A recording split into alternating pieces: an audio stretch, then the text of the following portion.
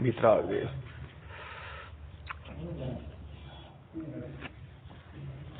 देख लो 35-36 का कौन सा? 35 का ज्ञान, ज्ञेय, ज्ञाता, 3 भेद अभेद ज्ञायक को समझाने। ये तो हो चुके ना। ज्ञान, ज्ञेयाकार, दोनों का ज्ञेय में अत्यंत अभाव।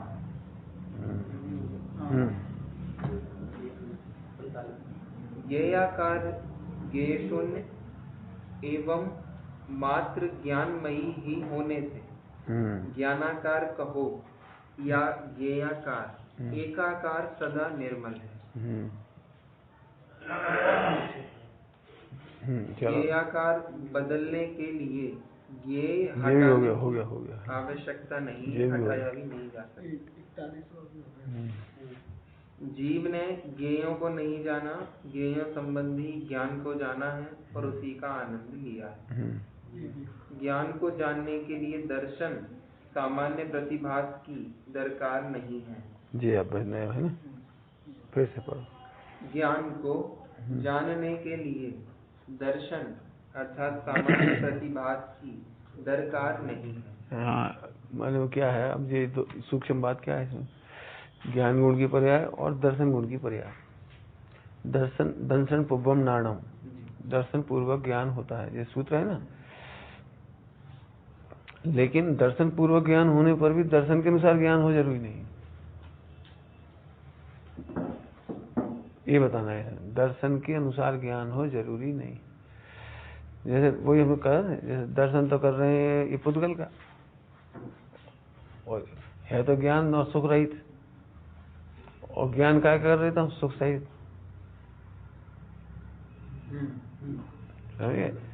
देख तो रहे हो सामान्य सत्ता सब देख रहे, तो पुद्गल देख रहे मान लो, तो पुद्गल में तो ज्ञान दर्शन सुख नहीं, और लेकिन ज्ञान क्या मान जान रहा है? भाई से बड़ा आनंद है, ये सब मोबाइल हमें मिल जाए तो मोक्ष हो जाए, जैसे लड्डू खाने रोज मिले तो मजे आ जाए। मतलब ज्ञान दर्शन का पीछे नहीं रहता, इसलिए दर्शन के अनुसार ज्ञान नहीं होता। तो स्वतंत्रता बताई। अब इस स्वतंत्रता को आगे बढ़ाओ थोड़ा सा। जब ज्ञान और दर्शन दो गुण अविनाभावी एक साथ रहते, एक सत्ता में रहते हैं, जब वे ही एक दूसरे से स्वतंत्र है तो दो द्रव की स्वतंत्रता कितनी ज्यादा हो गई।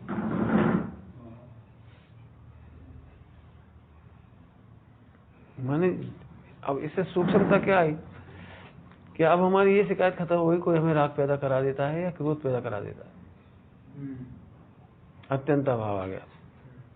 जब दर्शन के अनुसार ही ज्ञान नहीं है तो ज्ञेय के अनुसार ज्ञान कैसे हो जाएगा? अब इसमें एक स्वतंत्रता आ गई। इसका मतलब सारे विश्व को देखते हुए तुम ज्ञेय को देख सकते हो, जान सकते हो, हटाने की जरूरत नहीं है। इस ग्रंथ को हटाओगे या इस पुस्तक को हटाओगे तभी तुम्हारा मोह राग देश दूर होगा, ऐसा नहीं। कोई सा हो, ज्ञेय तो अत्यंत अभाव हो गया ना, ज्ञेय उससे कुछ होता ही नहीं। ये जो परम स्वतंत्रता का अनुभव हुआ, ये सम्यक दर्शन कराने में सहायक हो गया, ध्यान करने में सहायक हो गया। उपसर्ग करने वाला उपसर्ग कर रहा है, भयंकर उपसर्ग कर रहा है, पार्श्वनाथ भगवान के ऊपर उपसर्ग, भयंकर उपसर्ग कर रहा है, और वे ध्यान में चले, क्योंकि दर्शन का अनुकरण करने की जरूरत नहीं, ज्ञान में चले। ज्ञान में गया, अनुभव में आ गया, केवल ज्ञान हो गया। इसका मतलब समझ में आया ना? मैंने बहुत बढ़िया चर्चा है हुई है कि आप पूरे विश्व से स्वाधीन स्वतंत्र अनुभव करो, कोई बाधक नहीं है।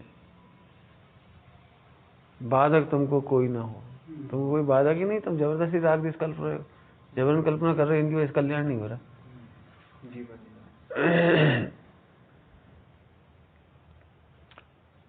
और ऐसे बहुत सारे प्रश्न जवाब मिल जाएंगे। नरकादि को सम्यक दर्शन क्यों कर लेता है? विपरीत परिस्थिति है, और अज्ञानी अनुकूल परिस्थितियों में भी सम्यक दर्शन नहीं कर पाता। क्यों नहीं कर पाता? क्योंकि वो निमित्ताधीन, समझ लो पर्याय क्या, वो ज्ञेयों के अधीन बैठा हुआ है। अब बताओ भैया, अनुकूलता में सम्यक दर्शन करेंगे? तो अनुकूलता होने पर भी नहीं कर पाता, और प्रतिकूलता में बाधा नहीं आती। अब और आगे चलो, थोड़ा और आगे चलो। एक समय ऐसा था, या अभी भी होगा, ज्ञानियों का तो सदा काल ही होती, जब हम समय सार पढ़ने वालों सम्यक दर्शन नहीं हुआ तो भ्रष्ट मुसलमानों को कैसे हो जाएगा? तुम्हें लगता है मुसलमान सम्यक दर्शन हो जाएगा?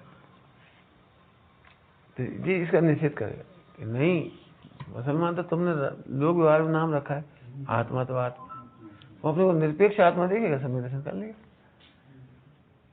जरूरी थोड़ी वो अपने गोत्र को देखता रहे, शरीर को देखता रहे, जिस कुल परंपरा में जन्मा उसको ही देखता रहे। क्यों? कि दर्शन के अनुकरण करना ज्ञान का स्वभाव नहीं।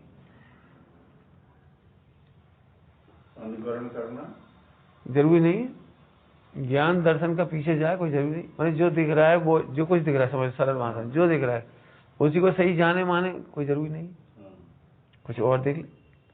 आत्मा है ना, बता। जब नारकी भी सम्यक दर्शन हो सकता है, त्रियंच में हो सकता है, तो मुसलमान ने क्या बिगाड़ा? तो इससे घृणा खत्म हो गई, नफरत खत्म हो गई। मुसलमानों से घृणा नहीं कर सकते आप। अब यहीं से एक और बढ़िया चर्चा आ जाएगी, एक और इसलिए आशा की किरण कभी मत छोड़ो। पापी से पापी व्यक्ति को भगवान आत्मा देखो, उसे संबोधने की चेष्टा करो। खास तौर से जैसे किन्नर होते हैं, तो उन्हें किन्नर देके घृणा ही मत करते रहो, भगवान आत्मा है वो।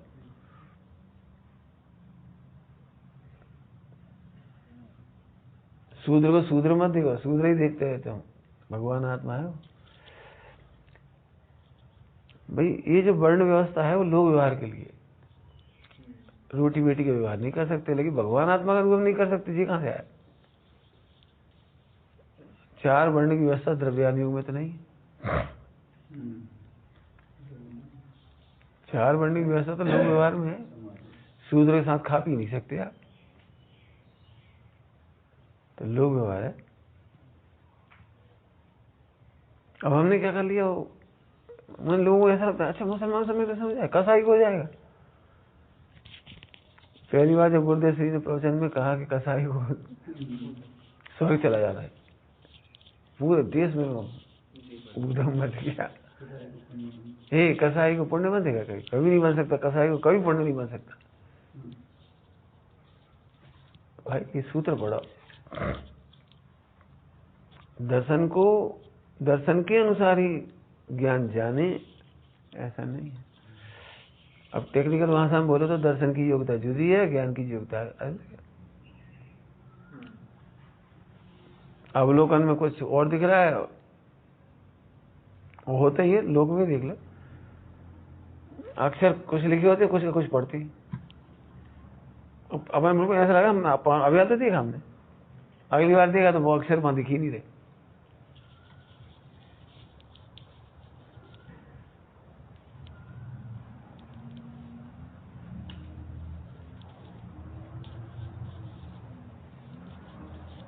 कई बार मैं ग्रंथ पढ़ती, कुछ चीज याद आती है, इसमें लिखा है यहाँ, और देख देख के मर जाती हूँ, मिलता ही नहीं।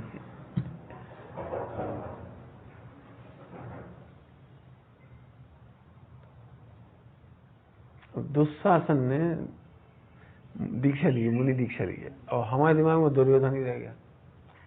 एक बार हमने बोल भी दिया था दुर्योधन ने दीक्षा ली है, फिर हम ढूंढते रहे, नोट्स देखे हमने, अपने को मिला ही नहीं रहा, पूरे नोट्स पर डालने मिले नहीं रही वो लाइन। फिर अभी मिला कि दुशासन ने दीक्षा ली। वो युद्ध में नहीं मरा?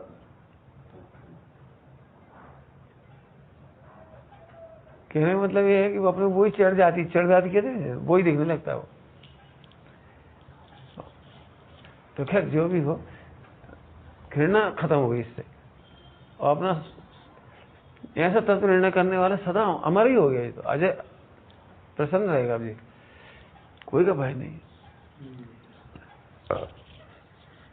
दिगंबर मुनिराज को कोई काल कोठरी में बंद कर दे तो भी केवल ज्ञान लेने से नहीं रोक सकता।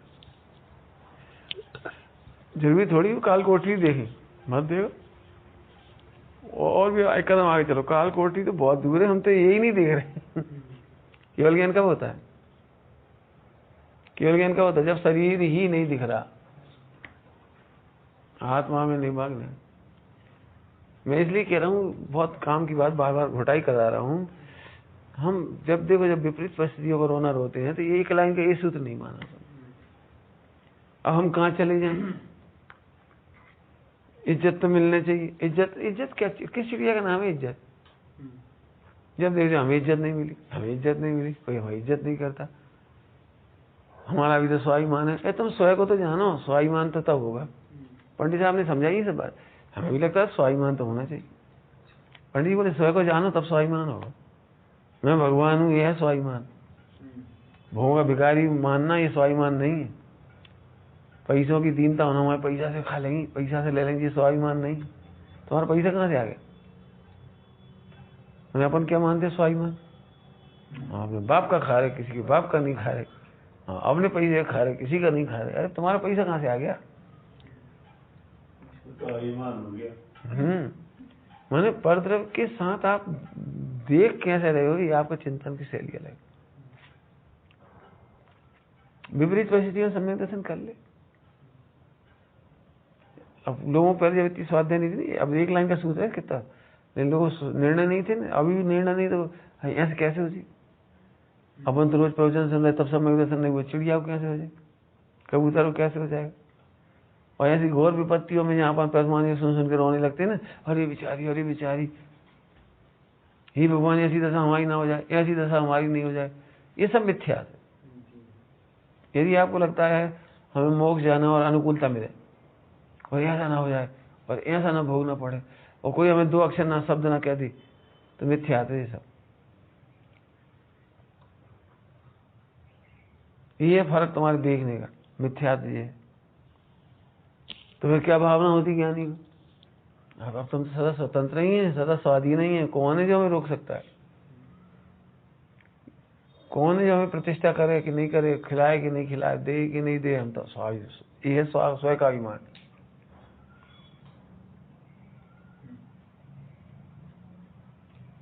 स्वामी जी को धमकाते थे, रोटी नहीं मिलेगी, तो स्वाभिमान जाग गया, मत मिलन दे।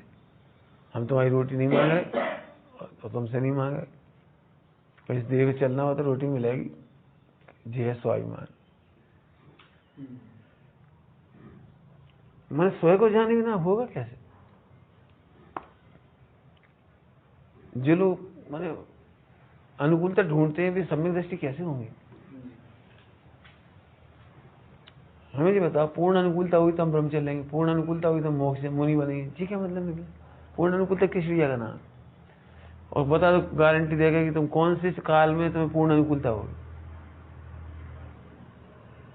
बता, पंचम काल में डर रहे, चल कोई बात, चौथे काल में बोले। चौथे काल में भी बड़े बड़े जंगल होते थे, जानवर होते थे, उपसर्ग परिसर होते थे, मच्छर होते थे, उस समय भी शत्रु होते थे, उस समय जला देते थे, सब उपसर्ग होते थे, सब तो वैसा होता था। अब तीसरी काल तो चल रहा था, और आदिनाथ को 13 महीना आहार नहीं मिला। तीसरे काल में भोगों का काल था, और चौथा काल से ही पहले की बात हो गई है, तो उन्हें तभी आहार नहीं मिल पाया। अब क्या करो? मेरा मतलब है कि जो एक कायर व्यक्ति या मिथ्यादृष्टि व्यक्ति सोचता है अब अनुकूलता नहीं बन रही तो ऐसे ही रह जाए, अपन रोटी खाते रहेंगे, कम करते रहेंगे, रोटी खाते रहेंगे, करते रहेंगे। वो क्या सोच रहा है? जैसे अपन शरीर से रोटी खाते रहेंगे, हम पूजा करते रहेंगे। नहीं, ये तो मिथ्या है। सत्य के लिए कोई बहुत अच्छा पढ़ के सुनाया, 2 बार पढ़ के सुना चाहिए। झूठ बोलने से अच्छा है, जीभ कटने से अच्छा हम गर्दन ही कटवा देंगे। हाँ, राघव, हाँ, झूठ बोलने से अच्छा हम गर्दन कटवा देंगे। वो धमकी दे रहा था, झूठ जीभ कटवा देंगे, बोलती बंद कर देंगे। कहते हाँ कटवा, हम दे छोड़ देंगे, झूठ नहीं बोलेंगे। ये ऐसी परिणति होनी चाहिए। नहीं तो अभी ये तो कछु समझते नहीं आज इन लोग, तो इनके सामने ऐसे बोल दें अपन, क्यों बोल दें?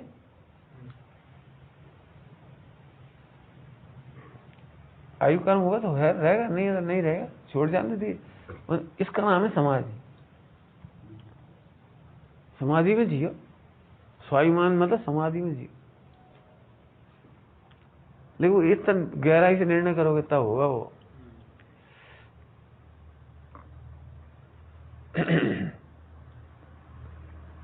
कितना एक एक सूत्र में बहुत काम का है। ज्ञान ज्ञेय के अनुसार तो नहीं जानता, लेकिन दर्शन के अनुसार जाने ये भी नहीं है। कितने छोटे शब्द हैं, सूत्र है एकदम। तो इसका मतलब ज्ञान परम स्वाधीन है।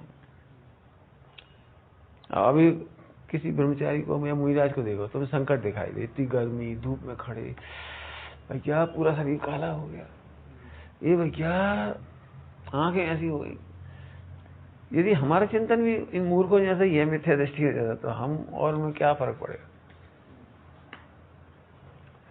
मुझे कई बार ऐसा दुख होता है कि विद्वान लोग तक अपने बच्चों को ऐसे कहते, और चले जाओ, मर जाओ, अब कर लो ब्रह्मचर्य, अब ले लो और बन जाओ मुनि। अरे क्या कह रहे, मेरे पाप के उदय से कोई पापी होता है क्या? इसका मतलब आप भी उन्हीं के अनुसार देखते जानते हो। सूत्र देव कितना सुंदर। ओहो, दिगंबर मुनिराज स्वयं प्रसन्न है। क्यों प्रसन्न है? क्योंकि संकट नहीं देखते, देखते ही नहीं है। कोई जरूरी थोड़ी दर्शन का अनुकरण करके जाने। और देखना, बहुत विचार करने की बात है।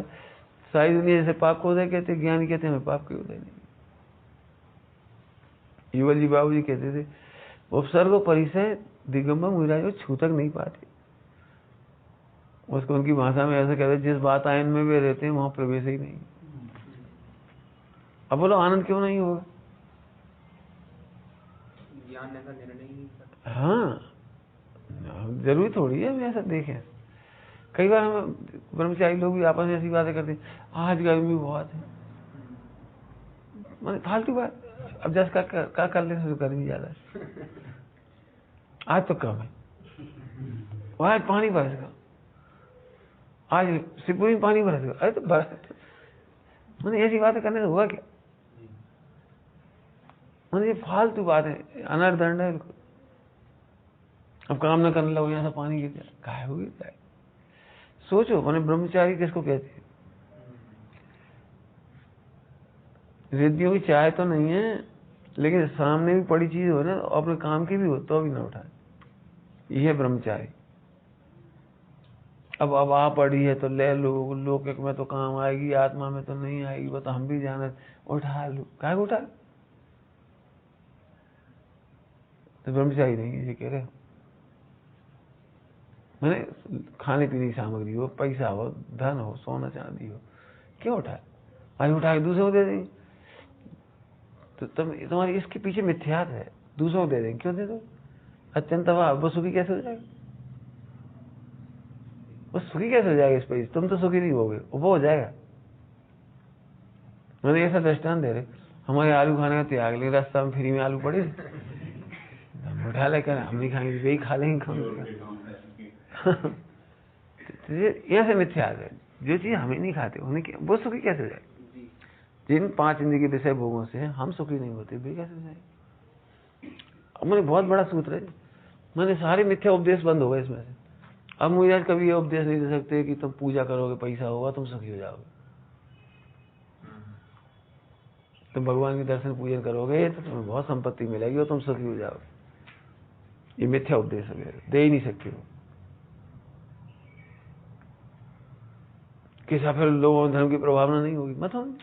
इसीलिए तो हम भट्टारकों ग्रंथों की जांच करना चाहते कि ये बात जितनी आई है ना, ये सब मैंने तुम लोग खोजना, पहली शताब्दी के ग्रंथ खोजना, पर मैंने पहले 1000 वर्ष के, उन ग्रंथों में आई है कि नहीं आई है? संपत्ति होंगी, यक्ष यक्षिणी, चमत्कार, तंत्र मंत्र, व्रत, उद्यापन, ये सब पहली शताब्दी में नहीं, ये सब दूसरी शताब्दी में, वो भी लगभग 500-600 वर्षों में, मैंने 1400 के बाद। तो यहाँ से पहले कोई ग्रंथ नहीं। देखना, इस एंगल से पढ़ना ग्रंथों को, तो ये सब बाद में ला दिए गए, ये मिथ्या उपदेश है, तब ये सब गलत है। हम तो ये चाह रहे पहली शताब्दी के कौन से ग्रंथ हैं वो देखो, प्रथमानियों को खास तौर। सबसे पहला तो तिल्लोक पंडिती में है, वो उसमें कोई मिलावट नहीं, अच्छी लिखी मैंने, बिल्कुल सीधे सपाट है, कोई तुम्हारी नहीं श्रृंगार मंगार कुछ नहीं, कोई तंत्र मंत्र भी नहीं है, सीधे सपाट है। जैन शासन में मिथ्या उपदेश नहीं थे, अब जो मिथ्या उपदेश आ गए। हम क्या कह सकते हैं कि तुम आलू खाओगे तुम सुखी हो जाओ, भगवान की पूजा करोगे बेटा जल्दी शादी हो जाएगी, जी उपदेश वहां कैसे क्या भगवान। और मेरी बात तो सुनी होगी, मैं हमेशा ऐसा कहता हूँ, भगवान जैन देव की पूजा का फल है तुम्हारे संसार का सत्यानाश। संसार का सत्यानाश मतलब संसार ही नहीं बचेगा, मैं पत्नी बच्चे मकान दुकान व्यापार धंधा कच्ची नहीं बचेगा जी। भगवान की पूजा का फल जो है राग ही नहीं बचेगा, शरीर नहीं बचेगा। उन्हें अब इसे मेल कैसे बैठेगा। तो परतवानी की कथाओं को भी एक बार गौर से इस एंगल से देखा जाए, पहली कब की लिखी और उसमें ऐसे उपदेश घुसे कहां से। ऐसा फिर लोग नहीं मानेंगे, फिर लोग जैन धर्म नहीं मानेंगे, मत मानेंगे, मैंने झूठ बोल के मानेंगे क्या, झूठा उपदेश करके मनाएंगे क्या।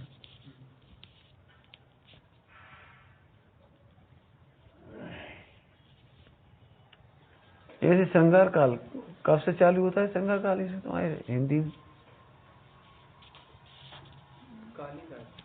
कालिदास, इसके पहले हिंदी में तो जी से चालू होता है, नहीं, हमारे मतलब 500 बरस 1000 बरस कब से हुए होंगे इनका साल के बाद तो हिंदी ही चालू होती है 1000 इसका मतलब ये है कि हमारे प्राचीन साहित्य में कोई ऐसी गंदगी नहीं। सूतक पातक अब भी आई, अभी हम पढ़ रहे थे, सूतक पातक की सब गड़बड़ अब भी आई, पढ़ के सुनाई। तुम पढ़ रहे थे सूतक पातक है, पेज लगा इसमें कागज, बहुत ही पूरा पढ़ लेने में से तो सबसे बड़ा लेख है।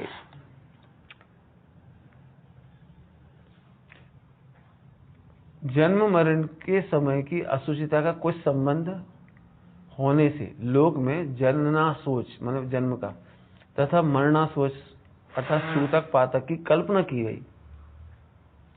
पहले घरों में होते थे बच्चे, घर में मरते थे, सब गंदगी होती थी, इसलिए कल्पना की गई थी, सूतक पातक की कल्पना की गई थी। पहले घरों में होता था सब, हॉस्पिटल थे नहीं। और इन दोनों की शास्त्रीय भाषा में एक नाम से सूतक कहते, सूतक पातक को एक नाम में सूतक कहते थे। स्त्रियों के रजस्व का सोच भी इसी के अंतर्गत आ गया। इस सूतक के मूल में लोक व्यवहार की शुद्धि का जो तत्व, लोक व्यवहार की शुद्धि का जो तत्व, ऐसा कोई सैद्धांतिक धार्मिक वो कोई शुद्ध नहीं, लोक व्यवहार की शुद्धि का जो तत्व या उद्देश्य था, जिस हद तक सन्निहित था, भट्टारक जी के इस ग्रंथ में उसकी बहुत कुछ मट्टी पलीत कर गई। मतलब लोक व्यवहार था, बिल्कुल सिंपल लोक व्यवहार, लेकिन ब्राह्मणवाद कैसे फैला उसमें और बताएं। वे कितने ही अंशों में लक्ष्य भ्रष्ट होकर अपनी सीमा से निकल गया, मैंने अपनी सीमा तोड़कर कहीं निकल गया, मैंने ऊपर चढ़ गया, कहीं बहुत नीचे गिर गया, जिसका कोई एक स्थिर नीति और निर्दोष नीति नहीं है। इससे सूतक की एक अच्छी खासी विडंबना का रूप प्राप्त हो गया। इसी विडंबना का कुछ दिग्दर्शन कराने के लिए पाठकों के सामने उसके 2-4 नमूने दिए गए। इस सूतक पातक की जो विशिष्टता गंदगी आई, ये सोमसेन त्रिवर्णाचार्य से आई। सोमसेन त्रिवर्णाचार्य एक ब्रह्मसूरी का त्रिवर्णाचार्य है। ब्रह्मसूरी मतलब पहले एक नहीं तो दिगंबर थे, लेकिन ब्राह्मण धर्म के अनुयायी, और उनके पिताजी के पिताजी कोई एक हुए हैं। वे आप तो क्या नाम, समंत स्वामी को क्या था, आप तो परीक्षा आप मीमांसा आप परीक्षा, तो वो सुन करके जैन हो गए थे। वो पात्र केसरी इसमें नाम दिया उन्होंने अपने पिताजी ना बताया, तो पात्र केसरी ये तो कुछ होगा, वो क्या कहला, उपाधियां वगैरह भी हो जाती हैं, जो भी नाम, तो इसमें नाम आया, तो उन्होंने भी सुन करके जैन हुए। तब से उनके जैन की परंपरा ब्राह्मणों में चालू हो गई। अब वो ग्रस्त था ब्रह्मसूरी, नाम क्या लिखा, ब्रह्मसूरी, नाम सुनते से अपने ब्रह्मदेव सूरी की याद आ जाए। जैसे नेमीचंद वे दोनों ग्रस्त थे, नेमीचंद भी, लेकिन अपने वो नेमीचंद आचार्य याद आ जाते एकदम, और दोनों ने घोटाला किया। ब्रह्म सूरी त्रिवर्णाचार की नकल करके 1/3 ग्रंथ तो उसमें से लिया गया है, मतलब ब्राह्मण के ग्रंथ में से आया 1/3। अब कहीं कहीं कैसे मिलावट कर दी। तो अब देखो गजब बात, सूतक भी चारों वर्ण में एक सा नहीं। ब्राह्मणों को सबसे कम 10 दिन का सूतक, क्षत्रियों के लिए 12 दिन, वैश्यों के लिए 14 दिन, अपने 14 मानते हैं। और फिर शूद्रों को इसमें छोड़ा ही दिया। फिर आगे लिखा है 13वें अध्याय में, क्षत्रियों तथा शूद्रों को छोड़कर जिनके लिए क्रमशः तथा 12 तथा 15 दिन की मर्यादा है। अब क्षत्रिय और शूद्र छोड़ दो, मैंने ब्राह्मण और वैश्य के लिए 12 और 15 दिन, मैंने अपन जैनों के लिए 15 दिन का सूतक होना चाहिए 13वें अध्याय के अनुसार। और वैश्य शूद्र और क्षत्रिय थे उन्हें 10 दिन की सूतक। इस तरह ब्राह्मण वैश्य दोनों ही के लिए 10 दिन की मर्यादा बताई। इसके सिवाय एक श्लोक में वर्णों की मर्यादा विषयक पारस्परिक अपेक्षा का नियम भी दिया गया है। और इसे बतलाया जहाँ ब्राह्मणों के लिए 3 दिन का सूतक है, वहाँ वैश्यों के लिए 4 दिन का, क्षत्रियों के लिए 5 दिन का और शूद्रों के लिए 8 दिन समझना चाहिए। देखो मैंने तो आदमी अलग अलग होते हैं क्या? सब आदमी अलग अलग होंगे, लेकिन ब्राह्मणों ने अपने लिए बचा लिया, वे लिखने वाले थे, उन्होंने बचा लिया अपने आप, शूद्रों को मार डाला बेचारा को। इन तीनों श्लोकों का कथन आगे बहुत लंबा चौड़ा लिखा। फिर ब्राह्मणों के लिए यदि 10 दिन का सूतक था तो वैश्यों के लिए प्राय 13 दिन का था, क्षत्रिय के लिए 16 दिन का और शूद्रों के लिए 26 दिन का सूतक हो गया। उनके अनुसार वे तो खुद ही सूतक थे। समझ गए? परंतु वैसा नहीं किया गया। ऐसा सूतक विषय मर्यादा की अच्छी खासी विडंबना पाई जाती है। पूर्वाचार्यों के कथन के भी विरुद्ध है। अब मैंने इस एंगल से पढ़ना, ग्रंथ जब भी पढ़ो, पहली शताब्दी और दूसरी शताब्दी, मैंने मिलावट दूसरी शताब्दी में बहुत हुई। इससे सूतक विषयक मर्यादा की अच्छी खासी विडंबना पाई जाती है और पूर्वाचार्यों के कथन में भी विरुद्ध है, क्योंकि प्राचीन समुच्चय और 6-7 आदि ग्रंथों में क्षत्रिय के लिए 5 दिन की, ब्राह्मणों के लिए 10 दिन की, वैश्य के लिए 12 दिन की और शूद्र के लिए 15 दिन की सूतक व्यवस्था की गई है। उसमें जन्म तथा मरण के सूतक का कोई अलग भेद नहीं होने से आमतौर पर दोनों के लिए एक समान। फिर आगे जाके गड़बड़ हो जाती है। प्रायश्चित चूलिका हुआ ग्रंथ 6-7 फिर 8वें अध्याय में भट्टारक जी लिखती है, भट्टारक का ग्रंथ है ना, लिखती है, पुत्र पैदा होने पर पिता को चाहिए कि वे पूजा की सामग्री तथा मंगल कलश को लेकर गाजे बाजे के साथ जिन मंदिर जाए। फिर सूतक वाता का क्या हुआ? फिर वहां बच्चे की नाल कटने तक प्रतिदिन पूजा के लिए ब्राह्मणों की योजना करे। जैन लोग तो पूजा करते ही नहीं, ब्राह्मण से पूजा कराते थे जैन मंदिर में। तो ब्राह्मणों की योजना करे तथा दान में संपूर्ण भट्ट भिक्षुक आदिकों को तृप्त करे, रोज खिलावे, दान देवे के तृप्त करे। और फिर 13वें अध्याय में व्यवस्था करते हैं कि नाल कटने तक सबको तो सूतक लगता है, परंतु पिता और भाई को नहीं लगता, क्योंकि वो दान देंगे व्यवस्था में लगे। और उस दान को लेने वाला ब्राह्मण माने अपवित्र नहीं होता, ब्राह्मण अपवित्र नहीं होगा। यदि वे उन्हें उसी वक्त सूतक मान लिया जाए तो दान नहीं बन पाएगा। पाठक जन देखें सूतक की व्यवस्था कितनी विडंबना भरी। घर में मल, दुर्गंधित, दुर्धर का प्रभाव बह जाए और उसके प्रभाव से कई पीढ़ी तक के कुटुंबी जन भी अपवित्र हो जाए, भले भी कितनी दूर रह रहे। भी अमेरिका में रहे भी अशुद्ध हो गए, और ये भैया ने पापा और भैया नहीं हुई है ना, हंसी की बात है। परंतु पिता और भाई जैसे निकट संबंधी दोनों उस पाप से अछूते ही रहे। वे खुशी से पूजन की सामग्री लेकर मंदिर जा सकेंगे, पूजन आदि का धर्म कर्तव्यों का अनुष्ठान कर सकें, परंतु दूसरे कुटुंबी जन नहीं। और 2-1 दिन के बाद जब यथारुचि जब नाल कट जाए तो वे फिर उन्हें पाप उन्हें भी लग जाएगा, वे भी अपवित्र हो जाएंगे और तब से पूजनादिक जैसे किसी भी अच्छे काम में करने के योग्य नहीं रहेंगे। इससे अधिक और क्या विडंबना हो सकती है मालूम नहीं। भट्टारक जी ने जैन धर्म में कौन से गुण तत्व के आधार पर व्यवस्था की। मैंने समझ गया कैसी गड़बड़ चल रही है। अब इन चीजों में कोई बोलने तैयार नहीं है कि चल रही है, सिर मुड़ा ली, जबरदस्ती मुड़ा जाओ।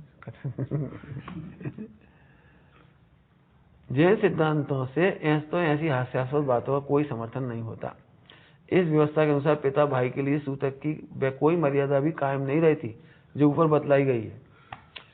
युक्तिवाद भी भट्टारक जी का बड़ा विलक्षण जान पड़ता। समझ में नहीं आता कि एक सूत की मनुष्य दान क्यों नहीं कर सकता, उसमें क्या दोष है, और उसके द्वारा दान किए गए द्रव्य तथा सूखे अन्नादिक से भी उनका लेने वाला कोई अपवित्र कैसे हो जाएगा। यदि अपवित्र हो ही जाता है तो फिर इस कल्पना मास से उसका उद्धार तथा रक्षा कैसे हो सकती। शूद्र सूद की नहीं, वही दान लेने वाले की। दातार 2 दिन के लिए सूद की नहीं रहा, तब तो सूतक के बाद ही दानादिक किया जाना चाहिए। और यदि जरूरत के वक्त ऐसी कल्पना कर लेना भी जायज है तो फिर एक श्रावक के लिए जैसे नित्य पूजन, दान, स्वाध्याय आदि का नियम है, यही कल्पना क्यों ना कर ली जाए कि उसे अपनी उन सटावसक की क्रिया रोज करना चाहिए। मैंने सूतक नहीं लगना चाहिए उसको। इस कल्पना को इसके कल्पना के साथ मेल भी है। मुझे 2 दिन तुम्हें दान करवाना, तब तो सूतक लगा नहीं। तो कल्पना के साथ मेल भी। व्रतियों, दीक्षितों, ब्रह्मचारी आदि को पिता के मरण के सिवाय और किसी का सूतक न लगने की बाबत बात की गई है। कौन से ग्रंथ में की गई है? एक ग्रंथ दिया है, मैंने इसी की होगी चाहे कोई कहा। अतः भट्टारक जी की उक्त हेतुवाद कुछ भी युक्ति युक्त प्रतीत नहीं होता। वास्तव में सब कथन प्राय ब्राह्मण मंतव्यों को लिए हुए है और कहीं कहीं हिंदू धर्म से भी एक कदम आगे बढ़ा हुआ है। जैन धर्म में इसका कोई खास संबंध नहीं है और न जैनियों में आमतौर पर नाल की काटने की 2-1 दिन की रोका जाता है, बल्कि उसी दिन जितना शीघ्र होता है काट दी जाती है और उसको काट देने के बाद ही दानादिक पुण्य कर्म किया जाता है। 13वें अध्याय में भट्टारक जी की एक व्यवस्था और भी करते हैं कि यदि कोई पुत्र दूर देशांतर में स्थित हो और उसे अपने पिता या माता के मरण का समाचार मिले तो उस समाचार को सुनने के दिन से ही उसे 10 दिन का सूतक लगेगा, चाहे वह समाचार उसने कई वर्ष बाद ही क्यों ना सुना हो। पर चिट्ठी ऐसी जाती है, अपने देश में गए, महीने 2 महीने चिट्ठी पहुंची, साल भर में पहुंची, सूतक उस दिन से अपवित्र हो जाए, बेचारा सुनने से अपवित्र हो जाएगा। इसका पेपर चल रहा वो बोल देगा हमारे माता पिता। अब हम इस बात को वहाँ इसकी उन्हें खबर करा दी, फोटो खींच के उदय गया, उदयपुर। लड़की बेचारी परेशान हो रही है, हमारे पिताजी, हमारी माताजी, हमारे फला, और मतलब जो भी इनकी जैसे हो, हम परीक्षा नहीं दे सके, पढ़ाई नहीं कर सके। हाँ,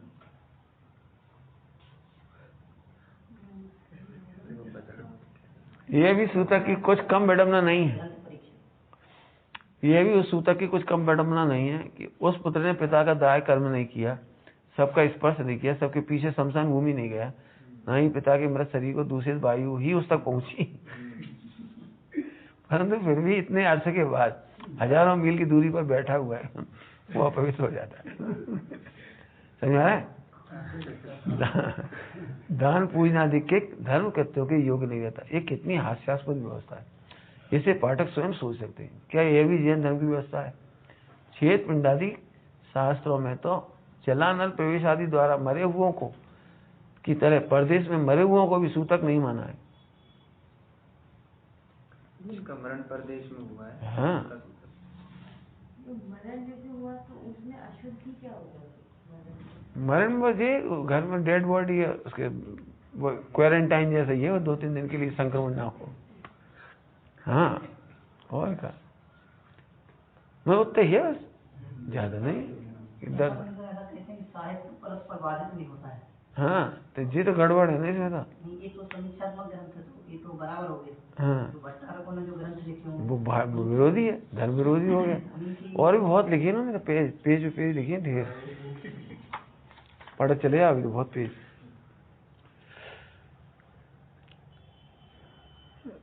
फिर लिखा है, भरत चक्रवर्ती ने पुत्रोत्पत्ति के कारण घर में सूतक होते हुए भी भगवान ऋषभ देव की केवल ज्ञान उत्पन्न होने का शुभ समाचार पाकर उनके संवत्सरण में जाकर उनका साक्षात पूजन किया। और वह पूजन भी अकेले अथवा गुपचुप नहीं, बड़े धूमधाम से किया। हाँ, अपने भाइयों, स्त्रियों तथा परिजनों के साथ लेकर किया। उन्हें ऐसा करने कोई पाप नहीं लगा और उनके कारण कोई अनिष्ट भी संगठित नहीं हुआ। प्रत्युत इसके शास्त्र में भगवान जिनसेन प्रणीत आदि पुराण में उनके इस सदविचार तथा पुण्योपार्जन के लिए कार्य की प्रशंसा की गई है। उन्होंने पुत्रोत्सव के उत्सव को गौण करके पहले भगवान की पूजन की भरत जी के मस्तक में उस वक्त इस प्रकार की किसी कल्पना का उदय तक नहीं हुआ कि पुत्र जन्म के योग मास से हम सब कुटुंबी जन सूतक ग्रह में प्रवेश न करते हुए भी अपवित्र हो गए। कुछ दिन तक बलात् अपवित्र ही रहेंगे, इसलिए हमें भगवान का पूजन नहीं करना चाहिए, बल्कि वे कुछ देर तक सिर्फ इतना ही सोचते रहे कि एक साथ उपस्थित हुए इन कार्यों में से पहले कौन सा कार्य करना चाहिए। और अंत को उन्होंने ये निश्चय किया कि सबसे पहले पुत्रोत्पत्ति आदि शुभ फल धर्म का ही फल है, इसलिए सबसे पहले देव पूजा रूप धर्म कार्य ही करना चाहिए। कर्म भूमि की आदि में ये आदर्श स्थापित हाँ, पुत्र जन। हम सारी बातें उन्हीं की मानेंगे ना, ये बात भी उन्हीं की मानेंगे। मानो अब वैसे समाज झगड़ा है, कट्टर है अपनी सबके सब। ए भैया, अरे कोई नहीं पड़ेगा इनको। और मैं तो मतलब इसलिए कह रहा हूँ कि सबसे अच्छी बात तो है कि इसको छपाने वाले आचार्य विद्यासागर जी है। मैं इसलिए बता देना चाहता, नहीं तो सबको लगे सोनगढ़ को होगी।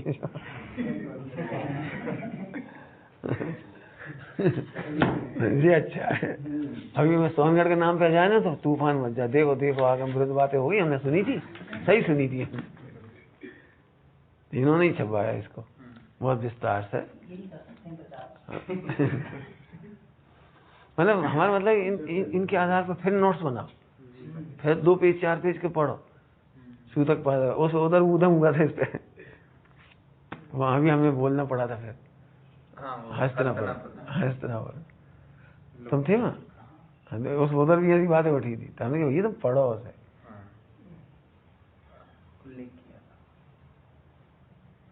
ऐसे मरण का वो एक बहुत उदम मचता है। कोई ने आत्महत्या कर ली, अब जो बेचारे को कोई गलती नहीं, माने करी, अपनी गलती कर ली, तो पूरे कुल कुटुंबियों को 6 महीने के लिए छेंक दिया, बिल्कुल बंद कर दिया। पूजा नहीं कर सकते, मंदिर नहीं, अरे कैसे घुस गए, अरे कैसे छू ली तुमने। ये भैया ऐसे गलत ग्रंथों के आधार पर है सारी चीज। तो इसमें भी सुधार हुआ। अभी उसमें भी आप सबकी सहमति बने, आचार्य श्री की, ज्ञानमती की, माता जी की और सबकी, उससे भी निकला एक संस्कार संहिता निकली एक छप के, वो निकली। उसमें लिखा है स्पष्ट, जिस चूल्हे पर की रोटी वो खाता था बनी हुई, उसके परिवार में जो उसी चूल्हे में जो खाते हैं सब लोग, उनको लगेगा केवल 6 महीने, बाकी सबको नहीं लगेगा। बताओ कहाँ शिवपुरी कहाँ कोलार से कोई आत्महत्या करी हो, बेचारे थे वो हजारी लाल जी को सूतक लग रहा, पीछे पड़ रहा 6-6 महीना, और यहाँ से विसंवाद हो रहा है जैसे बहुत बड़ा अपराध करता हो कोई।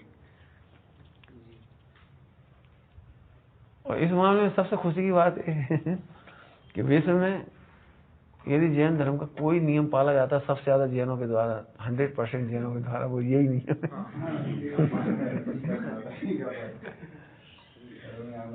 मैंने बाकी सारे नियम तोड़ सकते हैं, मांस मदिरा खा सकते हैं, अंडा खा सकते हैं, लेकिन दूर दूर से फोन आता है मेरे पास अमेरिका से, हमारे ऐसा हुआ तो कितने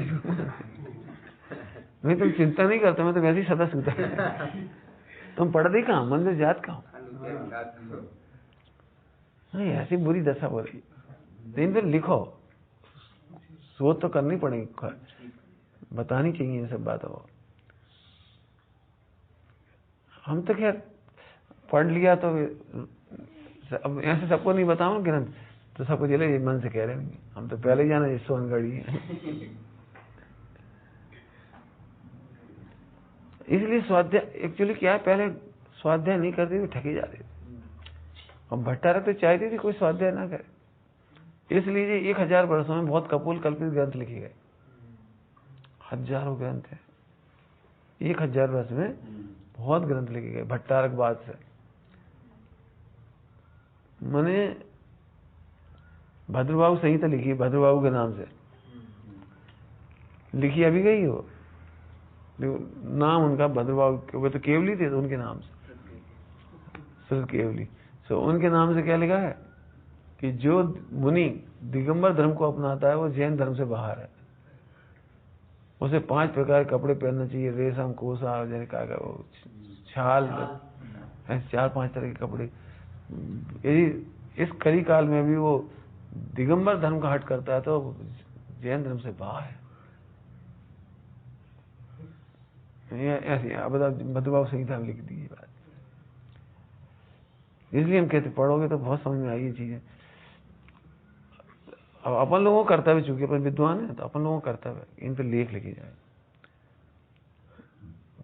इनमें से फोटो कॉपी कर करके दिए जाए व्हाट्सएप पे, देखो पढ़ो जी क्या लिखा है। उन्होंने थोड़ा कौतूहल।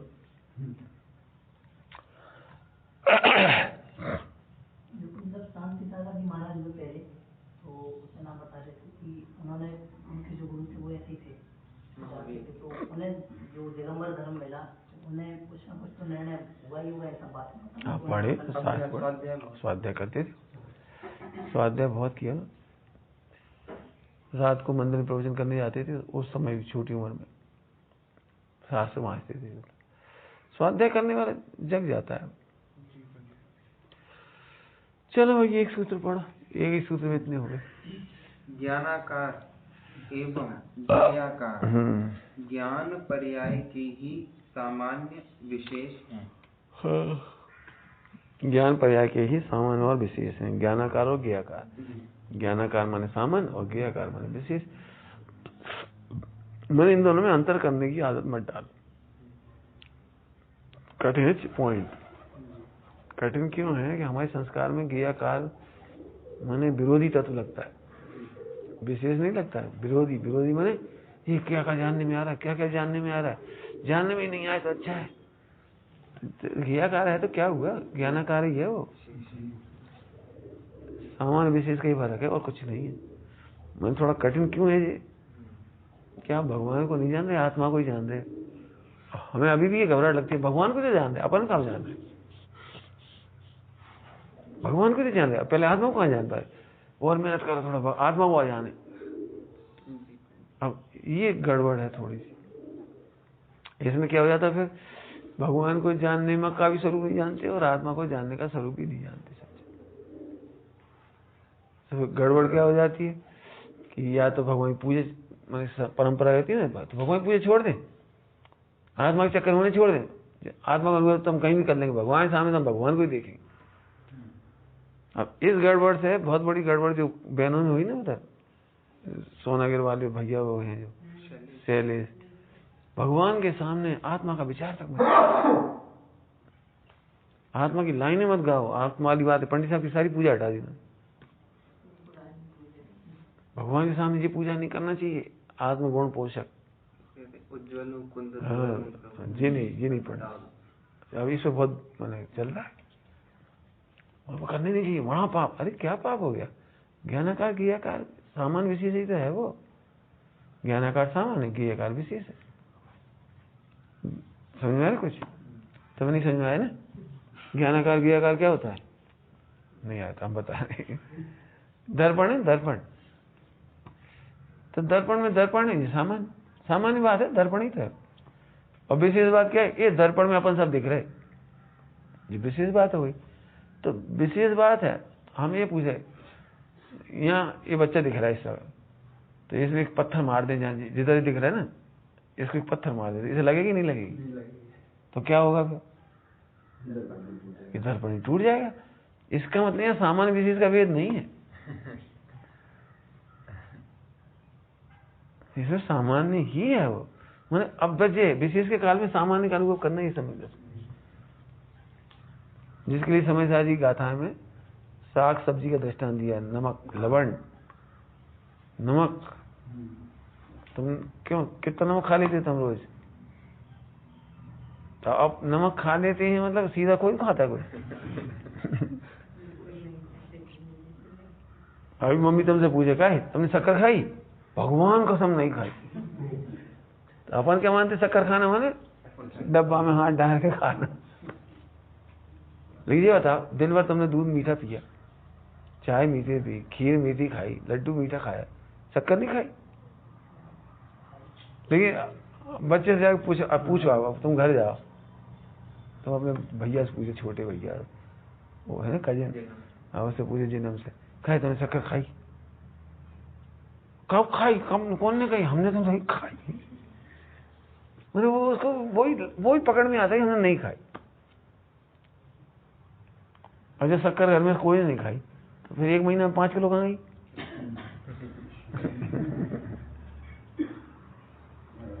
नहीं खाई तो गई कहाँ?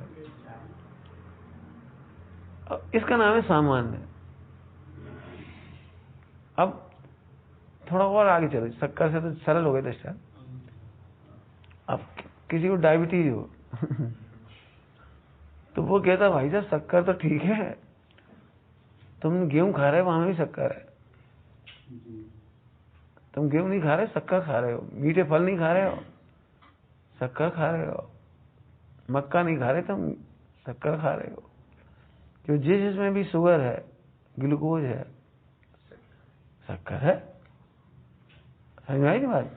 तो यहाँ से समझो। ओ जी तुम के क्यों, तुम अब सुनना, तुम सटावश्यक के क्यों रहे? हमें तो एक भगवान ही दिख रहा है उसमें, सटावश्यक तुम्हें दिख क्यों रहे? तुम्हें ऐसा क्यों लग रहा? गुरु की उपासना करने के लिए वहां जाना पड़ेगा, दिगंबर मुनिराज, फिर उन्हें आहार दो, फिर उनके हाथ पैर दबा, अब गुरु उपासना हो गई। नहीं नहीं, आत्मा के वेदन में 6 आवश्यक है, और 6 आवश्यक भिन्न मत देखो।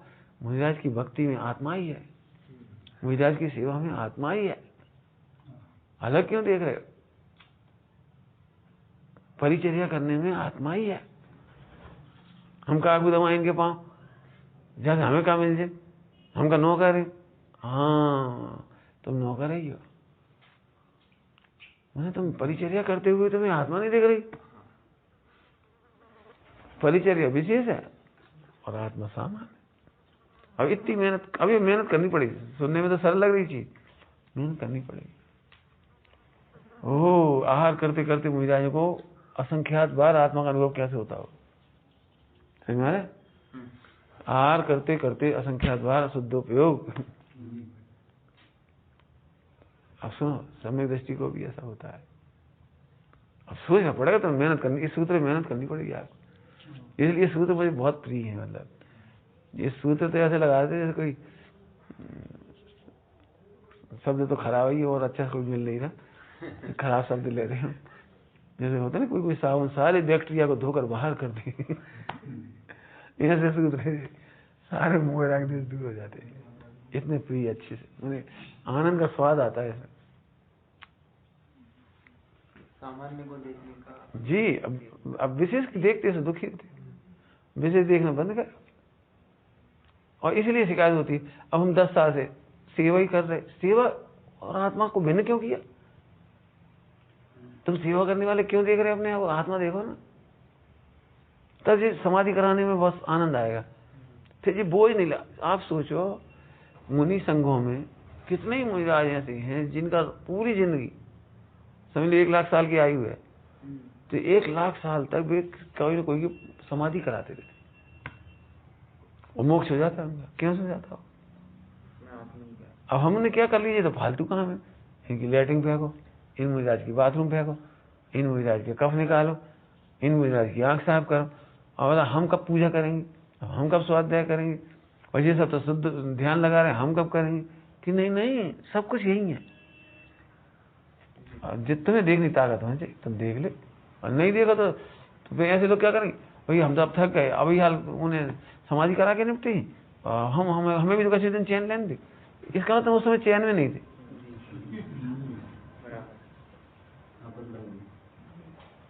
मैंने हम ही कह रहे, समाधि कराते समय पूजा ही कमी मत देखो, सटावश्यक के भेद ही मत देखो, और सटावश्यक का सारे स्वानुभव है, तो स्वानुभव करो ना। मैं जो व्यक्ति घबरा रहा है, थक रहा है, परेशान हो रहा है, अब हम क्या करें बताओ, हम तो फंस गए, 10 साल पिताजी साथ, 10 साल माता जी साथ, चलो अब ये बीमार, अब ये बीमार, अब हम तो भैया यही में लग गए, हमारी जिंदगी बेकार चली गई। इससे तो हम ससुराल चले जाते। इधर ससुराल में अगर ससुर नहीं मिलती, कि सास भी नहीं मिलती, कि जेठानी नहीं मिलती, कि बच्चा बीमार नहीं होते। हमने तो ये देखा, गृहस्थ जीवन इज इक्वल टू ओनली सेवा और परिचर्या। देख लेना, पूरा हिसाब लगा। कोई ऐसा घर बता देना जहां महीनों सालों तक कोई सेवा न करनी पड़ती हो, खूब ऐश कर रहे हो, कोई बता देना ऐसा कोई। क्यों? जब बच्चे होते हैं तब वे बीमार होते, तो अम्मा उनमें लगी रहती, सास ससुर बीमार हुए तो उनमें लग गए। जब तक सास ससुर पूरे हुए तो वे 60-70 के खुद ही हुए, तभी खुरे भी होने लगे। पति पत्नी उन्हें कोई ना कोई पूरे घर में लगा ही रहेगा। इसलिए शादी करना, विवाह करना कोई सुख है नहीं, ऐसा नहीं, मतलब सेवा पहिया वृत्ति है। अब पलायनवादी क्या सोचता है, ना अपन घर में रहेंगे ना करना पड़ेगी, तो वो बहुत गलत फहमी में है। इससे ज्यादा करनी पड़ेगी।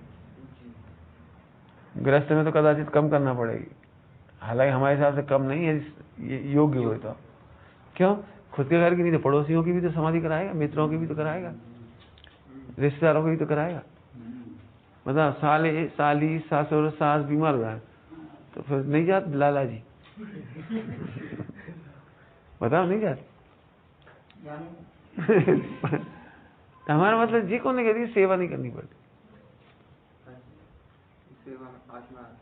अब कितना खुश होगा बोलो, कभी ये भार नहीं पड़ेगा, हम कर करके मरे जा रहे। अब हमका झाड़ू भी लगाते नहीं, हमका पानी बरत नहीं, सब तो आराम से पूजा कर रहे जी। बड़ा भ्रम है, सब आराम से पूजा कर रहे, सब आराम से शुद्ध आत्मा को देखो। हाँ, जहाँ खड़े हो वहीं देखो। ब्राह्मणों में, वैदिकों में एक कहानी आई, किसी को आत्मा देखना थी, सो गुरु के पास पहुंचे। गुरु बहुत बड़े नाम के थे, बहुत बड़े नाम वाले। तो उन्होंने कहा आम ब्रह्मास्मि। अब हमें पता नहीं ऐसे कुछ ये लिखा जाता है, आम ब्रह्मास्मि। तुम ही तो ब्रह्म हो, हम ही तो ब्रह्म है, और क्या करना। इतना सरल तो फिर तो सबको हो जाएगा। नहीं, आप कुछ और बताओ। तो क्या तुम नए नए हो तो पात्र नहीं हो इसके, तुम 1 साल तक गाय का गोबर उठाओ। तो बड़ी लगन से हमने गौ माता की सेवा करी, रोज गौ माता के पैर पड़े, गोबर फेंके, पूरे सफाई करें, झाड़ू करें, ऐसे सारे काम करें, खूब काम करते और बड़ी खुशी होती, हमने तो काम करो। और गुरुजी खुश हो गए। आज भी ने मुस्कुरा के देखो, आज उन्होंने बड़ी तारीफ करी। और आज तो गुरुजी बोले छाछ बहुत बढ़िया, दही बहुत बढ़िया, आज तो भैया अरे भैया खुश। अब 1 साल हो गया था ना, कहे फिर आए तो गुरुजी अब 1 साल हुआ, अब तो आत्मा बता दी। बोले अहम ब्रह्मास्मि, जैसा तुमने वही दिन बताई थी। तो कह एक काम कर, तो अब 1 साल दूसरा काम दे दिया। रसोई घर का बता दिया। फिर रसोई घर में लकड़ी काट के लाओ, ये करो, तमाम काम करते रहे, छावा छूबी, चूल्हा बनाओ, ढेर काम करे, बड़ी लगन से करे। क्यों? आत्मा देखना थी उन्हें। फिर 1 साल बाद पहुंचे, महाराज आप बताओ, हमने बहुत कोई शिकायत हो तो आप बता दें, हमारी भक्ति में सेवा में कोई शिकायत हो तो आप बता दें, तो हमें आत्मा दो। तो बोले अहम ब्रह्मास्मि। क्या सो आदमी है। जब आते इतनी सी पढ़ने होती तो हम घर ही नहीं पढ़ लेती, जब हमने घर ही सुनी थी। हमारे 2 साल खराब कर दी। बोला कि तुम पात्र नहीं, 3 साल 10 साल की देर खुश आए। अब वो जी नहीं समझ पा रही है क्या। अब हम तो लंबी नहीं कर रहे कहानी का सार है भैया, आज ही मानो काल ही मानो।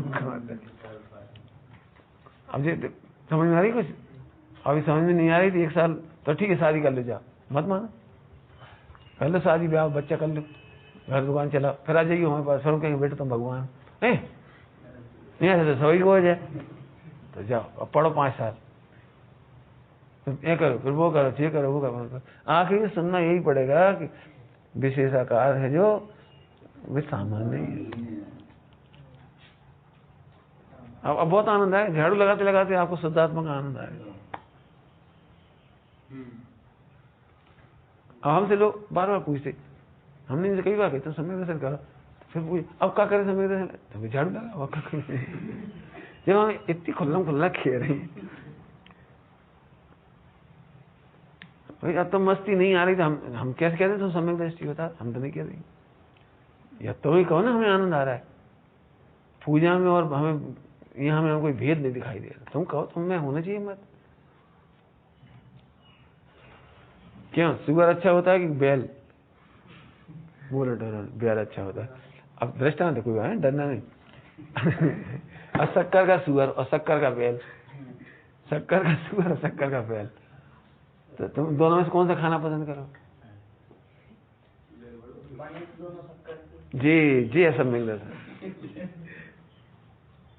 तुम कुछ बोल गए, तुम गलत बोल गए। कौन बोला? हाँ गलत बोले, कोई बात नहीं।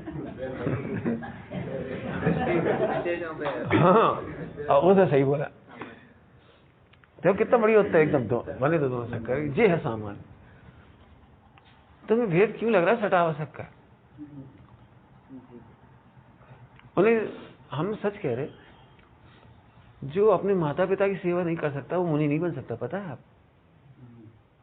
क्यों? कि जिन्होंने अपने को जन्म दिया हम उनकी सेवा नहीं कर पा रहे, तो जिन्होंने हमें जन्म नहीं दिया वे मुनि मिलेंगे पूरे देश के। गोत्र अलग होंगे, कोई सब जातियों के भी हो सकते हैं। मुनि बन के दीक्षा ले ली, सब जातियों की हो सकती है। कोई का काला शरीर होगा, कोई का भाषा उधर की होगी, कन्नड़ की, कोई की तमिल की, कोई की आंध्रा की, कोई की राजस्थानी, कोई कुछ। अब उनके मलबूते फेंकने पड़ेंगे। तुम तो घर से पलायन बात करके भगे थे, को करेगा माँ बाप की सेवा, तो चलो भग चलो, तो और ज्यादा करने पड़े। अभी तो अपने कुछ जनेता थे, ये तो जनेता भी नहीं। मन पलायनवाद नहीं, कोई स्थान नहीं, ये कह रहे हैं।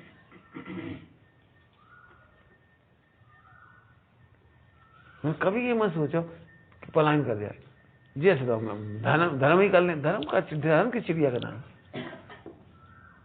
समझ में क्या काम है? जैसे तो हम धर्म ही कर लें, तो धर्म करो ना। धर्म कैसे करना बता? अभी हमने क्या दृष्टांत दिए? घनघोर तलघर्म कोई बंद कर दे, केवल ज्ञान नहीं रोक सकता कोई। हाथ पैर जकड़ दिए हों, बांध दिए हों, केवल ज्ञान नहीं रोक सकता कोई। और तुम रोते ही रहो बैठे बैठे, अब हमें फंसा दो, हम दूध तपा रहे, हम पानी गर्म कर रहे, अब इतने लोग रोटी बना रहे, हम कर करके मरे जा रहे।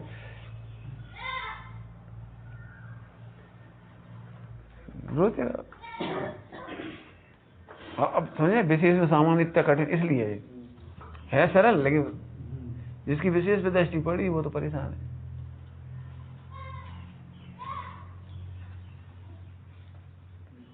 अब जैसे मतलब हमने कहा ना, जैसे कोई व्यक्ति खड़े होकर रोज सुबह पूजा करे, अष्टदल चढ़ाए, तो सारी दुनिया में वो पुजारी कहलाएगा, मतलब अच्छा पूजा करने वाला धर्मात्मा। लेकिन हम कह रहे झाड़ू लगाने वाले को पुजारी कौन कहे?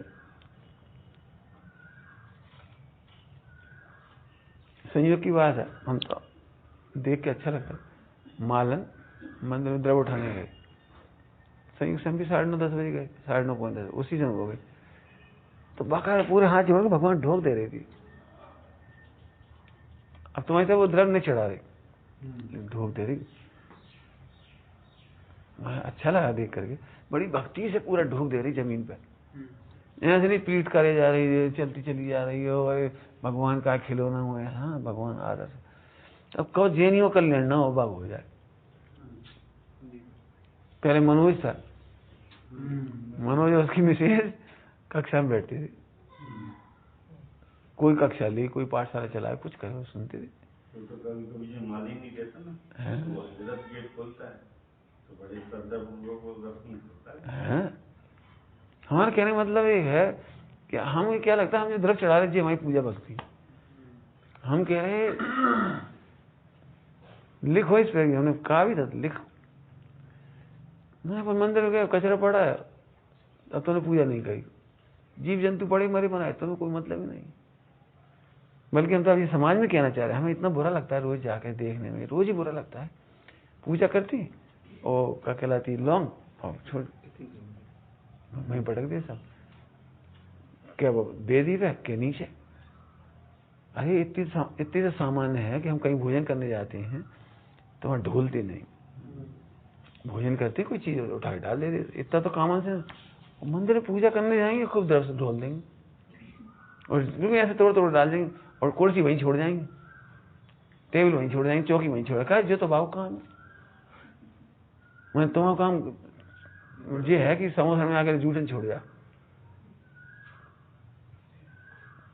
सोच ही नहीं चलती कि इतने फैलाए चले गए, और चिंटी बाढ़ेंगी, फिर रास्ते में मरेंगी, जीव जंतु होंगे।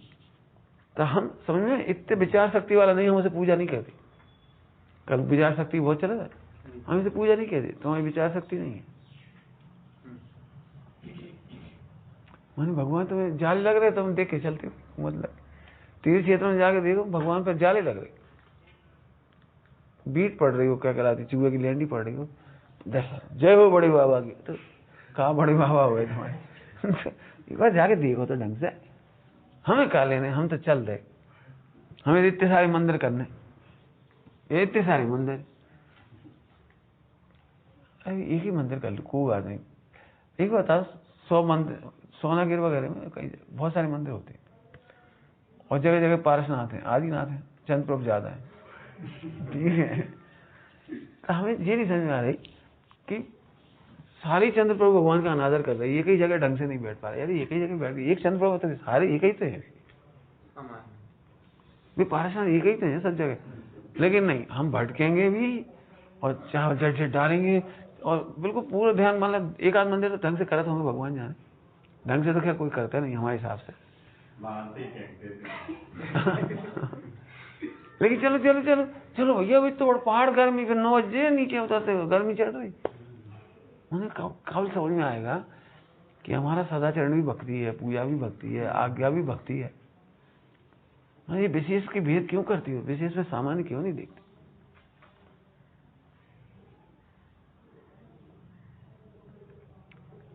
B.Com फर्स्ट ईयर में किताब चलती थी इंग्लिश की, उसमें जगलर की कहानी थी। जगलर फेमस कहानी है, जगलर बेचारे गरीब आदमी था, जगलिंग करता था, तमाशा दिखाता था, मदारी, अपने यहाँ की भाषा में मदारी, इंग्लिश में जगलर। तो किसी कारण से प्रभावित हो गए, वो चर्च में गया, तो वो बेचारा गरीब आदमी और हल्की जाति का हुआ। चर्च में वो ईसाई ने कह दिया उसने, एक पॉप ने कहा, है अपवित्र मत करो इसे, निकलो बाहर, बाहर निकल जा। निकल गया, क्या करता, निकल गया। उसने बहुत सोचा कि कहूँ यहाँ दर्शन हो जाए, दर्शन ही नहीं। तो उस उन्हीं की याद करके ईसा की जिसकी भी, और वहीं जगलिंग करने लगा बाहर। तो पोप ने देखा कि मंदिर में बड़ा इस प्रकाश फैला हुआ है, और ईसा मसीह उसको देख रहे हैं, बड़े उससे भक्ति से, बड़े प्रेम से उसको आचर रहे देख। अब वो पोप सोचने लगा, अरे मैं इतनी न्याय निष्ठा से पूरा जीवन लगा हूं खुदा ईसा मसीह की, भगवान की सेवा करने में, मेरे भी भगवान ने आज तक दर्शन नहीं दिए, इसे दर्शन दे रहे। फिर उसके पास गए, उसको उनकी विधि से, अरे तुम भैया धन्य हो, तुम भगवान ने तुम्हें ऐसे, तो उसमें बताना ही चाह रहे हमें, हम तो अपनी कहानी का फायदा लेना चाह रहे हैं कि वो जगलिंग कर रहा था, लेकिन पूजा ही कर रहा था। उसे नहीं पता था कि कैसे भगवान की पूजा की जाती है, उसे ये नहीं पता था। लेकिन उसे ये लगता था भगवान सबका है, इन्होंने बांध रखा है, भगवान तो सबकी, और कोई अपेक्षा नहीं थी, कुछ चाहिए भी नहीं था। मैं उनकी कहानी में इतनी बताना है, हमारी कहानी में हमें यही कहना, यदि आपके पास पलायनवाद है तो भक्ति नहीं। हमारे ब्रह्मचर्य के लेख में बहुत स्पष्ट लिख रखा है, और बताते तो यही, मैंने कभी हमने मार नहीं बताया किसी को, निकल आओ, कुछ नहीं करना पड़ेगा, आराम से समाधि देगी, अपन बैठ के माला फेरो, पूजा करो, कुछ मतलब नहीं, न कमाने की झंझट, न शादी ब्याह की झंझट, न मोड़ा मोड़ियों की, न पढ़ावेगी, न लिखावेगी, शांति से रहो। धोखे में हो। हमने तो ये कहा है कि गृहस्थ से असंख्यात गुना, कर्तव्य और दायित्व ब्रह्मचारी का है, बड़ा है। असंख्यात गुना पवित्र हो, एक दिन मंदिर ना मिले तो मुझे न लगे मंदिर नहीं मिला,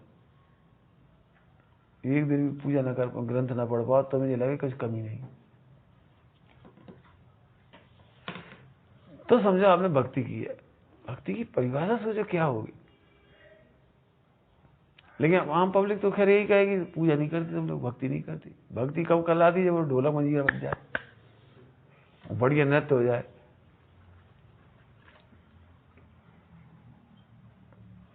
अब एक सरल शब्द में कहें तो विशेष में ही धर्म मानता है सारा जगह। जैसे आज मंदिर में बढ़िया धूमधाम हो जाए, थोड़ी भीड़ भाड़ लग जाए, लाइट वाइट लगा दो, नृत्य हो जाए 2-4, बढ़िया जय ताली, वो सबको लगता है आज धर्म भाव, हर एक को लगे आज धर्म। लेकिन एकांत में अपन गए, झाड़ू करे आए, भक्ति से जीव उठाया है, गंदगी हटाया है, जाले हटाया है, जिनवाणी समाया है, लेकिन भक्ति लगती है। और आगे चलो, अपन ने अच्छे से पानी छाना, शुद्ध खाया पिया, गाली नहीं बकी, जी भगवान भक्ति समझ में आती। हम तो कह रहे हैं ये आत्मानुभूति है। हाँ, आत्मा के लिए यहाँ वहां मत खोज। क्यों व्यग्र होता है?